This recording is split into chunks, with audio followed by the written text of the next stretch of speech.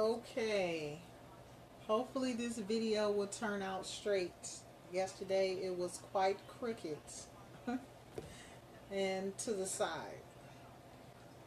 So I'm going to be speaking on some critical things and the ways that we should be operating. Um, First of all, I just want to say that we as Aborigine of these lands have to move in an imperial status of that in which we say we are, and that in which we have informed these corporate actors we are. We have not done that in a way where we are confident. Most of the things we do, we have not moved and operated in the proper fashion. So that's why I created the YouTube channel Imperial Lectures, where I can impart some of the wisdom that I have learned in my movement and conducting my affairs as an Aborigine on these lands, on our lands.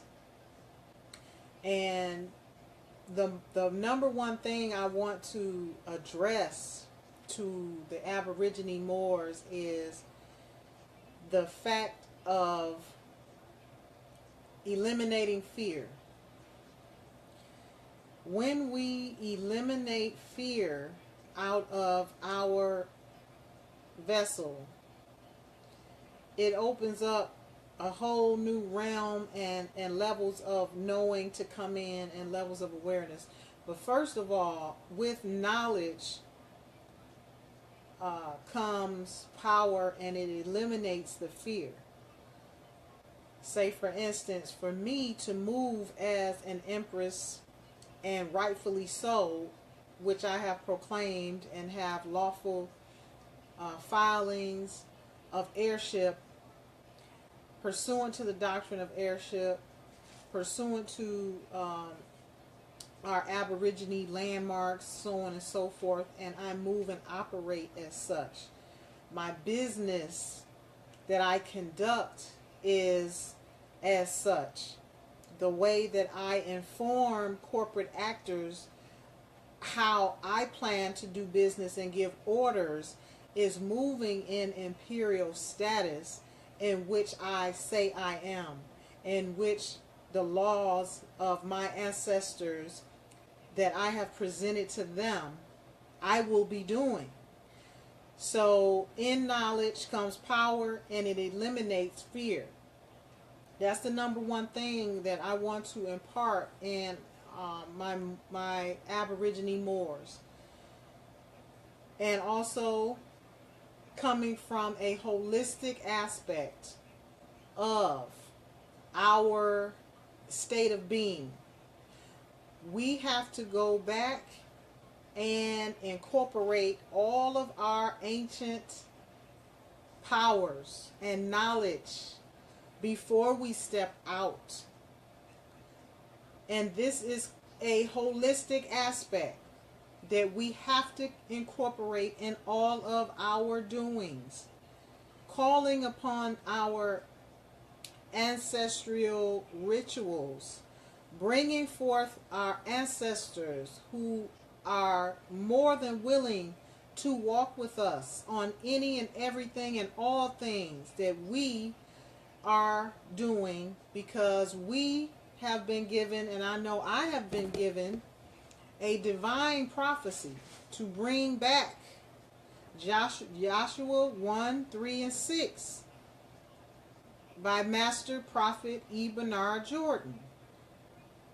I am to be courageous and move forward in bringing God's people back to the lands that were given to my ancestors and that were promised by God to give to them. Knowing this, I have to walk in those shoes. Knowing this, I know I can use those words to open any and every door. When I say it's time for us to speak the imperial language, it's time for us to speak and move and operate in the imperial language. Therefore, there's no need for fear. That is the opposition's number one modus operandi, is to control us by way of fear. When you have equipped yourself with the knowledge and the laws and the orders that were laid down by your ancestors, and this is why it's important to know your history. When you know what they said, you will begin to they will begin to impart themselves into you, and you will move forward without thinking about it, without fear. Because we are in a position now, Moors, that we are the order givers. We are attached to the land, which is why I came up with this hierarchy in the United States of America. The hierarchy chart has been given to all congressional leaders, the Senate, the President's Advisory Board, all the way down to the state of North Carolina governor, attorney general, mayor, district attorney, and all of their attorneys. This is how I roll out in my affairs and getting respect. And this is how I've been able to plow through a lot of nonsense, and this is how some of my methods on how to get things done. Number one is incorporating the spiritual aspect, and that's coming from our ancient ancestral background. That's half of the battle. Okay, when we move forward, because when we send them something like this, and we give them orders, and we tell them, I'm at the top of the food chain, you can't do nothing with me.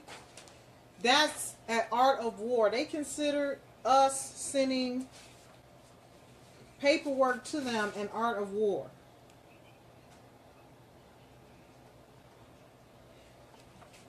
This is an art of war. This is a war form to them. Therefore, we have to be equipped and fully covered in our armor.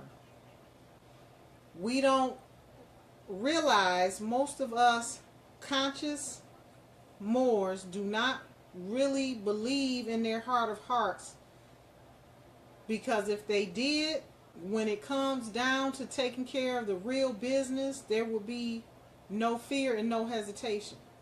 You have to get this in your greater knowing. This is the 50% is getting rid of the fear. The other 50% is incorporating the spiritual aspect holistically and getting things done.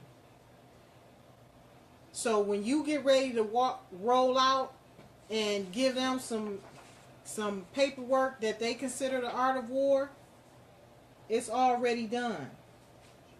It's already moved out the way in the spirit realm. We need to know this is for real. We need to know it's serious, and our ancestors and the Most High are ready for us to wake up. They're more than happy to come walk with us on everything that we're doing. I had to learn this the hard way. I was beating them with my intellect for years.